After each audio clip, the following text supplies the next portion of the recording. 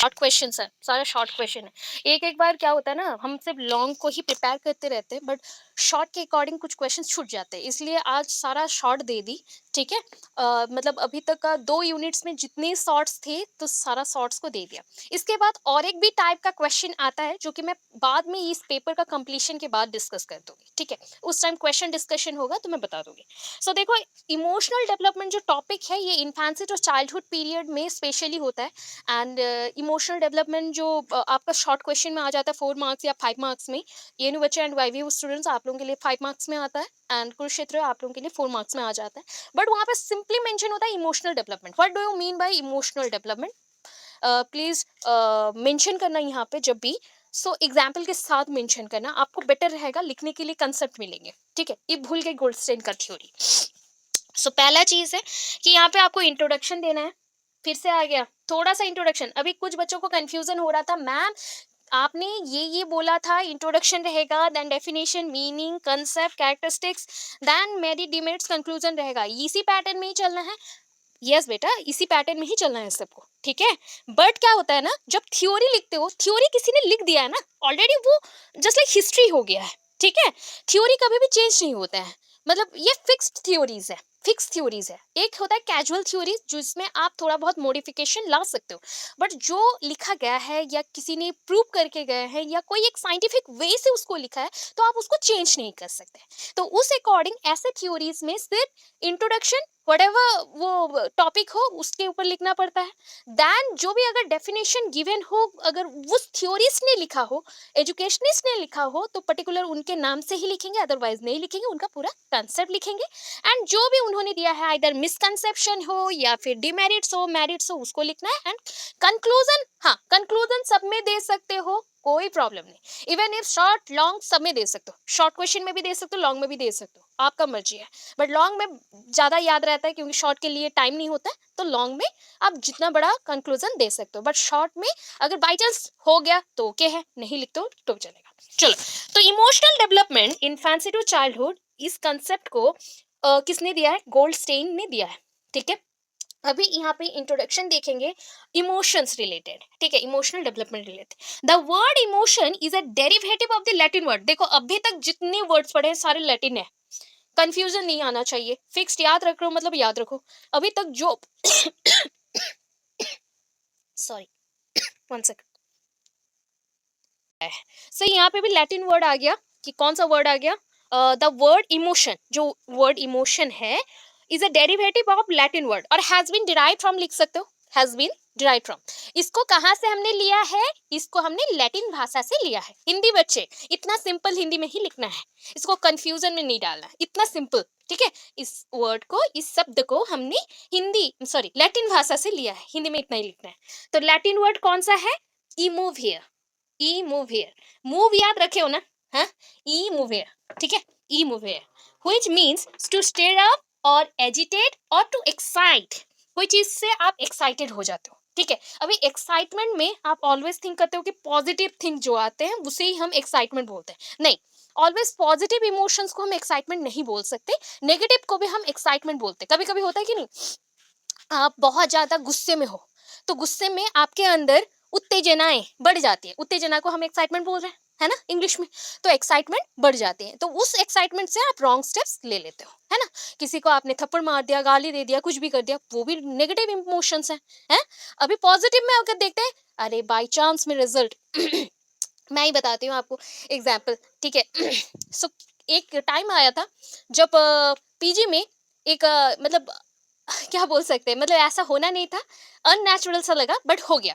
मतलब हमने सोचा नहीं कि इतने मार्क्स हम लोग रख सकते हैं एंड बाई चांस में रह गया, तो कैसा हैप्पीनेस मिलता है, उसे भी हम एक्साइटमेंट कहते हैं। ठीक है, बाई चांस में जो चीज़ हो जाते हैं या फिर आप जिसको देख के बहुत सुपर एक्साइटेड हो जाते हो, हैप्पी हो जाते हो, वो भी इमोशंस ही हैं।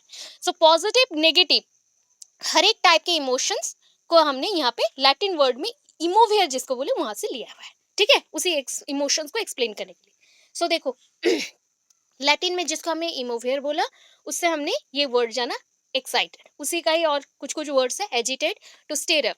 तो अगर याद नहीं रहा, ओनली एक्साइट लिख दो भाई, टू एक्साइट। ठीक है, द मेंटल थिंकिंग, अभी इमोशन जब भी आता है उसके साथ दिमाग, दिमाग आएगा ही, मतलब ना क्या होता है, 2H आता है, इमोशंस के साथ 2H थ्योरी आता है। अभी 2H थ्योरी क्या होते हैं? आपने बोला होगा कि मैम हमने 3H सुना होगा, 2H तो सुना ही नहीं। 3H होता है जो महात्मा गांधी जी का कंसेप्ट है, 3H, head head hand, head head hand. तो ये जो मतलब हेड हेड बोल रही हूँ, ठीक है, हेड हार्ट होगा, मैं रॉन्ग बोल रही थी, हेड हार्ट एंड हैंड, ठीक है। सो आप दिमाग, दिल और हाथों को यूज कर रहे हो। सो तीनों ही एच से ही स्टार्ट होता है, स्टार्टिंग वर्ड्स है, स्टार्टिंग अल्फाबेट्स है एच। तो इस अकॉर्डिंग हेड एंड हार्ट, ठीक है, हार्ट एंड हेड, हैंड हाथ। तो ये तीन चीजों को हमने यूज किया अपने सारे एक्टिविटीज में, सोचने के लिए, दिमाग से दिलों से सोचने के लिए, एंड प्लस हाथों को यूज करने के लिए। बस ये होता है एक्टिविटीज बेस्ड, जो कि महात्मा गांधी जी का कंसेप्ट था। एंड उन्होंने अपना बेसिक एजुकेशन में वर्धा स्कीम में मेंशन किया था। उन्होंने गांव को लेके ही बहुत सारा वोकेशनल एजुकेशन, गांव को कैसे डेवलपमेंट करेंगे, किया था। वो कंसेप्ट अलग है, बट यहाँ पे हम ये दो चीज को यूज कर रहे हैं, बस ये दो को, हैंड को नहीं, हेड एंड हार्ट, मतलब हार्ट को यूज कर रहे हो, head and heart, head and heart. तो ये दोनों को यूज कर रहे हैं, क्यों? इमोशनल थिंकिंग के लिए। जब आप इमोशनल कुछ थिंक करते हो, आइदर आप गुस्से में रहो तो आपका दिमाग ज्यादा एक्टिव हो जाता है, एक्साइटेड हो जाता है, एंड वो जो डिसीजन लेता है तो वो हो जाता है। एंड जब आप सुपर थिंक करते हो, सुपर मतलब आप दिल एंड दिमाग को दोनों को जोड़ रहे हो, एंड आपका थिंकिंग कुछ अलग लेवल से आता है, एंड बहुत सारे थॉट्स एट अ टाइम आते हैं, तो वो भी एक इमोशंस है। उसमें भी स्टेजेस जो आते हैं रॉन्ग हो सकते हैं, स्टेप्स जो लोगे वो भी रॉन्ग हो सकते हैं, आइदर राइट भी हो सकते हैं। तो देखो क्या है, द मेंटल थिंकिंग और फीलिंग ऑफ ए पर्सन, ठीक है, समझ गए? एक पर्सन का जो भी फीलिंग है या थिंकिंग है at a particular instant of time, एक पर्टिकुलर टाइम पीरियड में, ठीक है, टाइम, नोइंगली अननोइंगली, अगर एक पर्सन का, जैसे आपका, कुछ मोमेंट के लिए कोई एक चीज के ऊपर फीलिंग्स आता है या फिर आप थिंक करते हो, तो अननोइंगली हो या नोइंगली हो, कॉन्शियस माइंड में हो या सबकॉन्शियस में हो, जो भी हो उसको हम क्या बोलेंगे? इमोशन कहेंगे। क्या बोलेंगे? इमोशन कहेंगे, ठीक है। अभी जो इमोशन हिंदी में आते हैं, सांवेगिक, सांवेगिक बोलते हो। अच्छा, सांवेगिक के साथ और एक वर्ड आता है संवेदना, ठीक है, जो आप दिखाते हो ना सबको, सिंपैथी, संवेदनाशील रहो, सहानुभूति दिखाते हो, एप्रिशिएट करते हो, तो वो सारे वर्ड्स आ जाते हैं इमोशंस के अंदर। तो emotions are complex psychological and biological response. देखो मैंने बोल दिया, साइको आ गया मतलब ये हो गया हेड, सर आ गया, दिमाग आ गया। एंड जब बायोलॉजिकल प्रोसेस आ जाए, क्योंकि देखो जब घबराते हो या एक्साइटेड होते हो, सुपर एक्साइटेड होते हो, या फिर थिंकिंग होते हो बहुत ज्यादा, तो आपको बायोलॉजिकल प्रोसेस में ना आपका बीपी हाई लो होता है। पहला थिंग, आपके पूरे बॉडी में एक्टिविटीज आइदर स्टॉप हो जाएंगे या फिर बहुत फास्टर हो जाएंगे। आपके हार्ट बीट करना बहुत फास्ट हो जाता है, आपके पल्स रेट आइदर बहुत ज्यादा अप होते हैं या फिर डाउन हो जाते हैं, तो उसके अकॉर्डिंग ये सारे बायोलॉजिकल रिस्पॉन्सेस है। तो यहाँ पे थिंक कर लेते हैं, हार्ट को हम कनेक्ट कर लेते हैं। तो हार्ट एंड हेड से आपने दोनों की चीजों से एक साथ मिलके फीलिंग्स को निकाला। सब्जेक्टिव जो इंपॉर्टेंट चीजें हैं, बड़े बड़े से चीजें हैं, वो होता है पहला फीलिंग्स। देन साइकोलॉजिकल रिएक्शन, आपके बॉडी जो रिएक्शंस देते हैं फीलिंग्स के अकॉर्डिंग, ठीक है। एंड जो भी एक्सप्रेसिव बिहेवियर रहता है, आप कभी भी अपने बिहेवियर को क्या करते हो, बाहर एक्सप्रेस करते हो, तो एक्सटर्नल एक्सप्रेसिव बिहेवियर और एक्सटर्नल स्टिमुली, किसी ने आपको मार दिया, क्या क्या करते हो, उल्टा उसको गुस्सा करते हो या फिर मार देते हो। तो ये आपने इंटरनल किया या एक्सटर्नल किया, बाहर से किया, आपने बाहर से मारा ना, अंदर कैसे मार सकते हैं? वो मैसेजेस का दुनिया छोड़ दो, अभी नॉर्मली एक्सटर्नल हम स्टिमुली पे चल रहे हैं। तो उसके अकॉर्डिंग जो जो हमने फीलिंग्स दिखाया, उसको हमने इमोशंस बोला। तो ये सारे इमोशंस का, संवेदन और सांवेगिक का क्या है, एग्जाम्पल्स है। So what is emotion? तो क्या समझे अभी तक जो पढ़े, उस अकॉर्डिंग सॉरी देख लेते हैं। So emotion is the all round state of organism marked by increased bodily activity and strong feelings directed to some subjects. तो पर्टिकुलर बेस्ड होता है कोई एक सब्जेक्ट के ऊपर। Suppose this is my subject material, कि आज जैसे आज का ही एग्जांपल ले लेते हैं, आज मेरा एग्जाम्स था, ओके। तो ये मेरा सब्जेक्ट स्टिमुली है, सब्जेक्ट स्टिमुली है, डबल एस का मतलब होता है क्या, सब्जेक्ट स्टिमुली। यहाँ पे जो भी एक्सटर्नल फोर्स है वो क्या है, मेरा जो सब्जेक्ट था आज, मतलब पढ़ाई का नहीं बोल रही हूँ, कोई भी एक एग्जाम था या कोई भी एक एक्सीडेंट हो गया, कुछ भी हो गया, वो मेरा आज का सब्जेक्ट है। तो वो सब्जेक्ट का जो स्टिमुली है, जो भी उसके रिएक्शंस है, वो किसको इफेक्ट करेगा, मुझे इफेक्ट करेगा, मेरे हार्ट पे। पहला तो चीज ये मेरा हार्ट पे प्लस मेरे हेड पे रिएक्शन दिखाना शुरू करेगा। तो मैं सोचना थिंक करूंगी, हाँ, सोचना और थिंक करना शुरू करूंगी, एंड उसी के बेसिस पे दोनों का मिला जुला जो फीलिंग्स है, रिएक्शंस है, एक्सप्रेशंस है, वो मैंने शो किया। ठीक है, तो इमोशंस क्या होता है?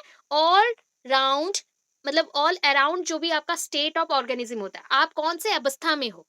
अभी बोलना नहीं कि घर पे बैठा हूँ, ये अवस्था नहीं होता, ये स्टेट ऑफ माइंड जैसा होता है ना, वैसे ही स्टेट ऑफ ऑर्गेनिज्म है कि मैं अभी इस फीलिंग को फील कर रहा हूँ, इस चीज को मैं एक्सपीरियंस्ड कर रहा हूँ, तो वैसा हमने इमोशंस रिलेटेड बोला। ठीक है, सो ये by increase bodily activity strong feelings directed to some subject, कुछ सब्जेक्ट्स के लिए आपका स्ट्रॉन्ग फीलिंग्स रहता है, आप बॉडीली भी उसको शो करते हो। सो यहाँ पे एक डेफिनेशन आया, Kimball Young, Kimball Young, Kimball Young एक एजुकेशनिस्ट है, उन्होंने क्या बोला, ऊपर जो भी पॉइंट पढ़ा वो किम्बल यंग का था डेफिनेशन। ठीक है, सिंपली किम्बल यंग का डेफिनेशन था यहाँ तक कि इमोशंस क्या होता है ना, all around state of organism होता है, एक स्ट्रॉन्ग फीलिंग होता है, बॉडीली इंक्रीज्ड एक्टिविटीज होता है, जो कि पर्टिकुलर कुछ सब्जेक्ट्स के लिए होता है। तो that is Kimball Young's thought. After that according to Crow and Crow, Crow and Crow का डेफिनेशन बहुत इंपॉर्टेंट है। ठीक है, बहुत इंपॉर्टेंट है, कहीं पे भी देख लो ना क्रो एंड क्रो का, तो याद कर लेना। So an emotion is an effective experience, प्रभावित, जो चीज से आप प्रभावित होते हो। ठीक है, वो मे बी राइट हो सकता है, रॉन्ग हो सकता है, दुख लग सकता है, या फिर आपको हैप्पीनेस भी मिल सकती है। तो effective experience that accompanies generalise inner adjustment आपका। अच्छा, जब आप एक्साइटेड होते हो या फिर आपको इमोशनली कुछ फील होता है, सैड होते हो या हैप्पी होते हो, एंड आप किसी को एक्सप्रेस नहीं कर सकते, तो आप क्या करते हो? इनर एडजस्टमेंट, आपके अंदर ही आप उसको एडजस्ट करते हो, वो माइंड में हो या हार्ट में हो, आप जैसे भी उसको एडजस्ट करते हो।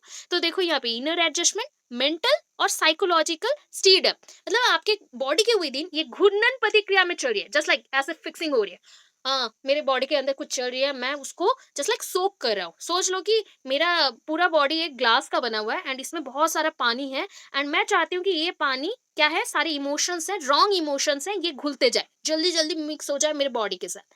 ठीक है, तो ये मिक्स होना स्टार्ट कर रहा है, ऐसे घूमना स्टार्ट करेगा, तो that is called emotions. Emotions एक स्टीडी वे में नहीं चलता, एक फिक्स्ड वे में नहीं चलता, ऑलवेज वो मूवेबल है, तो उसको हमने स्टीड अप किया या फिर उसको चलाया।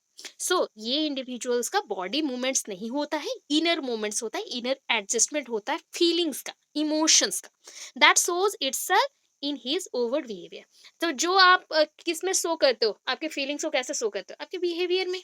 ऑब्वियस है, जितना गुस्सा रखो, जितना चुपचाप रहो, फिर भी समझ जाते हैं लोग कि आपके फीलिंग्स में कुछ तो आज चेंजेस आए हैं।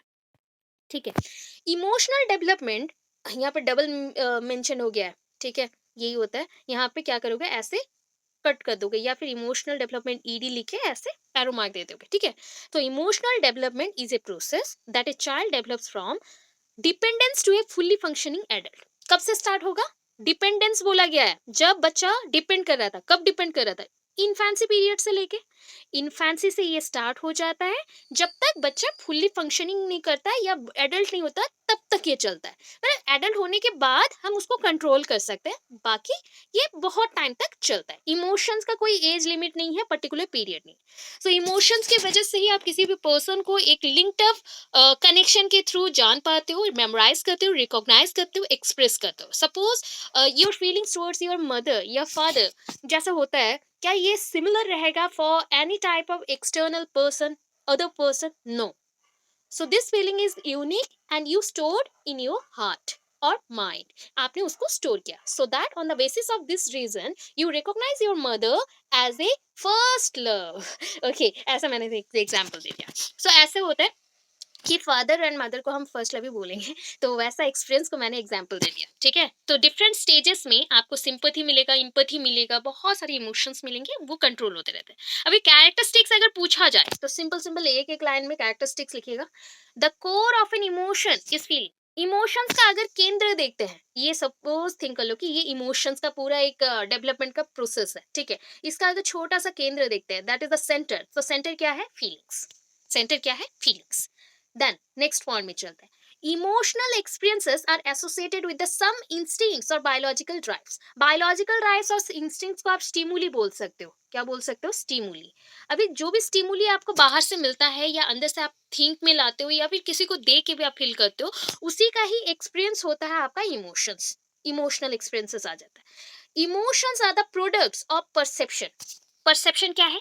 विजुअलाइज करना, किसी चीज़ को देखना, व्यूइंग करना, किसी चीज़ को रिसीव करना, ठीक है? कंसीव करना। अभी कंसीव मतलब ओनली प्रेगनेंसी नहीं होता, किसी चीज़ को भी आप ग्रहण करते हो, अपने अंदर लाते हो, तो उसी चीज़ को हम कंसीव बोल देते हैं, ठीक है? परसीव और कंसीव बोलते हैं। तो इमोशंस क्या है? Product of perception. सपोज़ आज आपने पूरे दिन में एक अच्छा चीज़ देखा, उसको आपने अपने दिमाग में रख लिया। कल भी आपने एक इम्पोर्टेंट अच्छा-सा चीज़ देखा, उसको भी आपने ऐड कर लिया, परसों भी देखोगे, वो भी ऐड कर लो। तो ये जो ऐड ऑन प्रोसेस है, ये हर एक परसेप्शन का प्रोडक्ट है, एक दूसरे के साथ जुड़ते हुए चलता है। एक दूसरे के साथ ये जुड़ते हुए बढ़ते रहता है, कभी घटता नहीं है, बढ़ते रहता है। ऑलवेज ये ग्रोइंग स्टेज पे है, बढ़ते रहेगा। देखो नेक्स्ट पॉइंट पे चलते हैं। Every emotional experiences involve several physical and psychological changes. ये तो जान गए। कोई भी इमोशनल मतलब आपके अंदर अगर सामूहिक विकास हो रहे हैं, जिससे आप आपके अंदर बहुत सारी सिंपैथी, एम्पैथी, सैडनेस वाला फीलिंग, हैप्पी वाला फीलिंग, सब कुछ आ रहा है, तो ये सारा कहाँ पे आएगा? किस चीजों को इन्वॉल्व करेगा? Physical and psychological changes. आपके दिल में और दिमाग में जो भी चेंजेस होंगे उसी की वजह से होंगे, है ना? The basic way of expressing emotion. आप खुद के इमोशन को कैसे शो करते हो? मतलब देखो, ये इमोशन को शो करना किसी को सिखाना पड़ता है कि तुमको इमोशन शो करना है, ऐसा सिखाना नहीं पड़ता। इवन इफ छोटे बच्चों को, they know how to behave in front of mother when he need something. कभी भी उसको चाहिए कुछ खाना, या फिर उसको भूख लगा है, या फिर उसको टॉयलेट जाना है, कुछ भी, छोटे बच्चे हैं, फिर भी वो इमोशंस अपना शो करता है। ही knows everything कि how to behave near by any type of person, just like कोई भी पर्सन है तो उसके सामने कैसे बिहेव करना है उसको पता है, चाहे वो गलत ही क्यों ना हो, फिर भी उसको पता है वो कैसे एक्सप्रेस करेगा। तो ये सारे कैरेक्टर्स ना, इमोशनल जो डेवलपमेंट होते हैं, ये इन्वॉल्व होते हैं, ये बढ़ते जाते हैं। एक्सप्रेस करना बढ़ता है कब? जब आप मैच्योर होना स्टार्ट करते हो, तब तक और बढ़ जाता है। आप उसको वेल ऑर्गेनाइज करके शो करते हो। It develops through maturation. हो गया, लाइन समझ गए? Emotions rise abruptly and die slowly. मतलब एब्रप्टली मतलब तूफान के जैसा आना, एंड मतलब धीमी हवा के जैसे चले जाना। याद रख लेना लाइन को, ठीक है?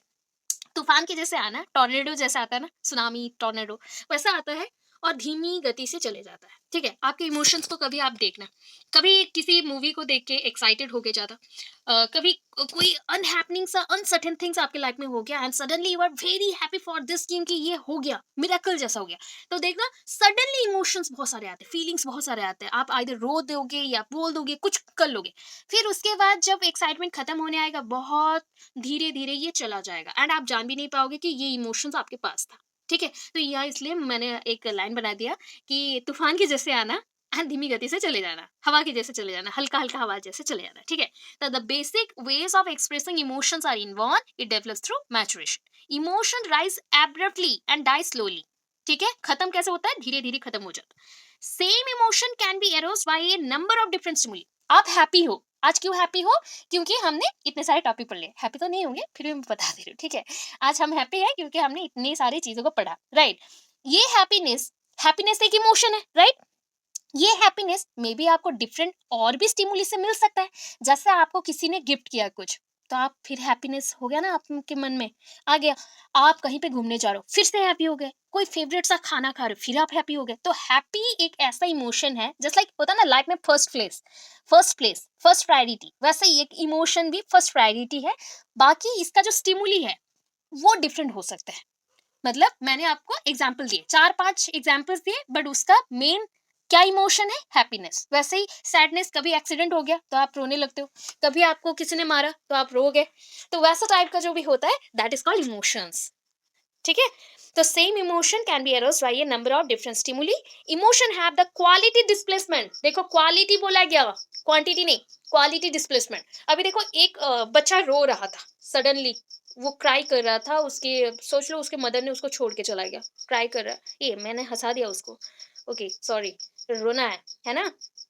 रुलाना है, तो वो रो रहा है, चलो मैंने इमोजी और बनाना नहीं है, रो रहा है, ठीक है? उसको आप हैप्पी करना है, ठीक है? अभी वो रो रहा था, एक इमोशन में था, एक टाइप के इमोशन में था, सडनली आपने उसको ना बहुत सारा टॉयज दे दिया, तो उसका क्या हो गया? मूड हैप्पी हो गया। तो ये होता है डिस्प्लेसमेंट। हम नॉर्मली डिस्प्लेसमेंट क्या बोलते हैं पता है? एक जगह से प्लेस लिखा गया ना, डिस्प्लेसमेंट, ठीक है? एक प्लेस से दूसरे प्लेस को मूव करना, दैट इज कॉल्ड डिस्प्लेसमेंट। तो एक इमोशन से दूसरा, ये हो गया सैडनेस वाला, सैड था, अभी बच्चा हैप्पी हो गया। तो दो टाइप के इमोशंस में इसने चेंज किया, स्विच किया, तो that switching process is called displacement. ठीक है, तो emotions have the quality of displacement, change हो सकता है इमोशन। अभी देखो आप बोलोगे कि मैम ये सब को कैसे लिखेंगे, तो सिंगल सिंगल जो ब्लैक ब्लैक वाला पॉइंट्स मैंने दिया ना, वो एक एक पॉइंट है, आप एरो मार्क डाल के नीचे नीचे एक एक लाइन करके लिख सकते हो, कोई बात नहीं है। एक साथ मत लिखना, मैंने टाइप करते हुए मुझे टाइम नहीं होता है, तो मैं एक साथ दे देती हूँ। तो एक के बाद एक लिखना है, जिस प्रोसेस से पहले मैंने बोला था। ठीक है, अभी देखो common emotional patterns in childhood, क्या क्या पैटर्न्स हैं, क्या क्या मतलब एक्चुअली एग्जांपल्स क्या है चाइल्डहुड में जो भी आपने इमोशंस फील किए हैं। फियर पहला चीज है, बच्चे बहुत डर जाते हैं। एंगर, गुस्सा आना, क्योंकि ईगो सेंट्रिक बिहेवियर भी दिखाता है ना, पढ़ा था हमने जीन पियाजे में। दैन देखो जेलसी, अच्छा ये तो है ही, उसके मदर को या फादर को बोलो ये मेरे फादर है, वो रोना शुरू करेगा, मारेगा आपको, तो ये जेलसी। ग्रीफ, कभी कभी ना वो अचानक से डर भी जाता है प्लस रोना शुरू करता है, हो गया डर के मारे, या फिर किसी चीज को देख के बहुत ज्यादा हैप्पी होकर भी रो देता है। क्यूरियसिटी, वो क्यूरियस होता है, जितने भी बच्चे होते हैं ना क्यूरियस कब्स होता है, जस्ट लाइक छोटे छोटे बच्चे हैं उनको कब्स, जैसा लाइन के जो भी बेबीज होते हैं कब्स बोलते हैं ना, वैसे ही टाइप के होता है, तो वो क्यूरियस बेबीज होता है। तो हमेशा वो कुछ ना कुछ सोचना, थिंक करना, क्योंकि हमारे लिए जो वर्ल्ड ओल्ड हो चुका है उसके लिए न्यू है, वो एवरी टाइम कुछ एक्सप्लोर करना चाहता है। Joy, pleaser, delight. अच्छा, डिलाइट वर्ड तो सुन चुके होगे, आइसक्रीम है डिलाइट के नाम से। हाँ, तो आप क्या देखो, अभी आइसक्रीम खाने से हैप्पीनेस मिलता है। हाँ, कोई भी चीज अच्छा हो जाए, चॉकलेट्स मिल जाए, हैप्पी लगता है। प्लीजर, अगर आपको कोई एक प्यार से आपको ट्रीट करे तो आपको प्लीजर मिल जाती है, प्लीजरेबल थिंग मिलते हैं। तो ये जो चीजें हैं, ये देखो पॉजिटिव नेगेटिव बोथ, ये सारे काइंड्स हैं, काइंड्स हैं इमोशंस के काइंड्स हैं। देखो पॉजिटिव इमोशंस मैंने अभी बोल दिया। प्लीजेंट इमोशन, जो इमोशंस आपको हैप्पीनेस देता है, एसेंशियल भी होता है लाइफ के लिए, बहुत इंपॉर्टेंट है, बिकॉज आप जितना हैप्पी रहोगे उतना अच्छा से ग्रो करोगे, उतना स्टडी पे ध्यान रहता है, उतना चीजें आप रिमेंबर कर सकते हो। सो इंडिविजुअल्स को जब भी लव मिले, अम्यूजमेंट मिले, क्यूरियस हो, जॉय मिले, सब अच्छा अच्छा पॉजिटिव थिंग मिले, that is called positive emotion. कब आप नेगेटिव इमोशन कब बोलोगे, जब वो बुरा हो, अनप्लीजेंट हो, प्लीजेंट था अभी अनप्लीजेंट है, which are harmful to individual's development, बच्चों को डेवलप करने नहीं देता। बच्चा अगर बहुत रोएगा, दैट मीन्स थोड़ा रोना अच्छी बात होता है, वो बॉडी के लिए अच्छा है। बहुत ज्यादा रोना, उसका पेट अच्छा नहीं रहना है, एपेटाइट जो लेता है ना, लो एपेटाइट, उसको नींद नहीं आना, इंसोम्निया, उसको डर रहना कि वो सो जाएगा तो उसको कोई भूत पकड़ लेगा, है ना। फियर, एंगर, कोई कुछ भी वो गलत करता है, कुछ भी पूछता है तो सब मारने के लिए लगता है, तो ये जब होता है वो नेगेटिव होता है, वो क्या है, नेगेटिव है, तो ये नेगेटिव इमोशंस। ठीक है, अभी देखो आपके बुक में, मतलब ये एनयू एंड वाईव्यू के बुक में क्या क्या है वो भी बता देती हूँ। ये मेरे नोट्स थे, 2 पेज का ये शॉर्ट क्वेश्चन है, उतने भी कर लो तो चल जाएगा। आपके बुक में क्या मेंशन है देखो, गोल्डस्टेन का नाम तो लिख दिया है, तो उनके अकॉर्डिंग डेफिनेशन भी यहाँ पे गिवन है, उतना से भी याद कर लेना। ठीक है, एक्चुअली इनका नाम गोल्डस्टेन है, बट उनके साथ और एक पार्टनर थे, ठीक है, पार्टनर थे जो भी को वर्कर बोल सकते हो, उनका नाम था डी गोल्डमैन। ठीक है, डी गोल्डमैन। तो उन्होंने बोल दिया, D Goldman believes that emotional intelligence, उन्होंने डायरेक्ट इमोशनल पे कुछ नहीं किया, डायरेक्टली इमोशनल इंटेलिजेंस पे चले गए, बिकॉज उन्होंने इंटेलिजेंस कहाँ से आएगा, कॉग्निटिव एंड इमोशन, मतलब दोनों को जोड़ लिया, संज्ञानात्मक, सांवेगिक, दोनों को जोड़ के बोला कि emotional intelligence appears appears to be an important set of psychological abilities। ये क्या है, to be an important set of psychological abilities, आपके साइकोलॉजिकल, दिमागी, दिमागी है मतलब दिमाग से जुड़ा हुआ है, साइकोलॉजिकल एबिलिटीज है, दिमाग से जुड़ा हुआ है, एंड इसी के थ्रू आपको लाइफ में सक्सेस मिलेगा। ठीक है, यहाँ पे उन्होंने बोला the key factor of emotional intelligence are as follows, कौन सा इमोशनल इंटेलिजेंस का की फैक्टर्स है। देखो फर्स्ट थिंग, अगर आप बच्चों को पढ़ा रहे हो तो एक चीज जाने रखना चाहिए, इंपॉर्टेंट चीज है पहला, कि नोइंग वंस इमोशंस। आप हमेशा बच्चों को पढ़ाते हुए या फिर किसी भी पर्सन को पढ़ाते हुए, आप लोगों को जैसे मैंने पहले दिन से ऑब्जर्व किया है, हाँ ऑब्वियस है मैं वर्चुअल क्लास में ही हूँ, फिर भी मैंने ऑब्जर्व किया है यहाँ पे बहुत सारे पर्सन एंड बहुत सारे डिफरेंट टाइप ऑफ कैटेगरीज के हैं। कुछ हैं बहुत ज़्यादा ही हैप्पी रहते हैं एंड पढ़ाई को एंजॉय करते हैं, कुछ है पढ़ना चाहते हैं फिर भी वो प्रॉब्लम में है, कुछ है जो कि चाहते हैं कि जॉब मिले सो दैट वो पढ़ रहे हैं, कुछ है कि बाहर एंजॉय कर लेंगे बाद में पढ़ लेंगे। तो ऐसे टाइप के बहुत सारे कैटेगरीज आते हैं, एक ये डिफरेंट इमोशंस के साथ लिंक्ड है। तो आपको जानना चाहिए कि आप कौन सी चीज में हो, सेल्फ अवेयरनेस फर्स्ट थिंग, आप अवेयर रहो, आपका कौन-सा इमोशंस है, आप क्यों नीड करते हो, क्या चेंजेस आएगा and you need to what, आप क्यों चाहते हो, क्यों करना चाहते हो, आपका एबिलिटी क्या है, द एबिलिटी टू रिकॉग्नाइज। ठीक है, खुद के इमोशंस को भी जज करना बहुत इंपॉर्टेंट चीज है, आप फंस जाओगे वरना। The ability to recognise a feeling as it happens and not put it off is the keystone to emotional intelligence. आप अपने इमोशंस को, फीलिंग्स को रिकॉग्नाइज करो, बट उसको कीस्टोन जैसा, मतलब एक फिक्स पॉइंट पे मत रख दो कि ये नहीं हुआ तो मेरा सक्सेस नहीं होगा या मैं लाइफ में कोई एबिलिटी गेन नहीं कर सकता। एबिलिटी एक मोटर जैसा होता है, मतलब एबिलिटी आपके लाइफ में क्या होता है पता है, कोई स्किल जान जाना, थोड़ा बहुत कुछ काम जान लेना, थोड़ा भी एक 1% का भी अगर आप कोई डिफरेंट स्किल्स भी जाने रहते हो, ये आपको मॉनिटर करता है, आपके फीलिंग्स को एक क्यूरियोसिटी देता है, एक जॉयनेस देता है, मतलब हैप्पीनेस प्रोवाइड करता है from moment to moment. Every moment पे आप उसके डीपेस्ट वे में चलते जाते हो, अंदर तक चलो भाई, अंदर तक चलो और चलो। एंड लास्टली आपका psychological insight for self understanding हो जाता है। आप खुद को समझ लेते हो कि आपको उस फीलिंग्स के साथ, उस स्किल्स के साथ क्या करना है फ्यूचर में। ये होता है सेल्फ अवेयरनेस, आप जानो पहले क्या है। एग्जाम्पल भी गिवन है, आप किसी को देख के अनकंफर्टेबल होते हो, that means you are very jealous about her personality और about her status, about her relationship etcetera, may be ये होता है। ठीक है, मैनेजिंग इमोशंस, अभी ये और एक चीज है, आप अपने इमोशंस को कैसे मैनेज करोगे। इफ वी हैव एक्सेप्टेड, अगर आप एक्सेप्ट कर लेते हो तो आप फटाफट मैनेज कर लोगे। If you haven't accepted then आप फंस गए। ठीक है, so if we have accepted what we are feeling, जो मैं फील करती हूँ उसे मैं एक्सेप्ट कर देती हूँ, even the uncomfortable emotion can be handled ably. ठीक है, अच्छे से कोई भी इमोशन को आप कंट्रोल करना चाहते हो, फिक्स करना चाहते हो, इवन दो वो अनकंफर्टेबल वाला ही फीलिंग्स क्यों ना हो। ठीक है, अगर आप एक बार उसको खुल के बोल देते हो, किसी को जता देते हो, सो कर देते हो, तो इट्स बेटर कि आप उसको हैंडल कर ले रहे हो। अगर नहीं बोल पाए दैट मीन्स आप क्या कर रहे हो, उसमें ही फंस जाओगे, आप स्टक हो जाओगे, आप वहां से निकल नहीं पाओगे। ठीक है, सो देखो, ability to manage with anger by not scolding और बीटिंग द अदर्स। ठीक है, आप बोल दो किसी को कि आप बहुत गुस्से में हो, अभी आप किसी से बात नहीं करना चाहते हो, थोड़ा रिलैक्स करना चाहते हो, तुमने जो किया गलत किया, बस इतना बोल दो, समझा दो, छोड़ दो, उसको मारो नहीं, पीटो नहीं। अगर आप गुस्सा रख लेते हो तो एक दिन आएगा जब गुस्सा का एडिशन होगा एंड उस दिन आप पिट दोगे उसको। ठीक है, ये होता है एग्जाम्पल।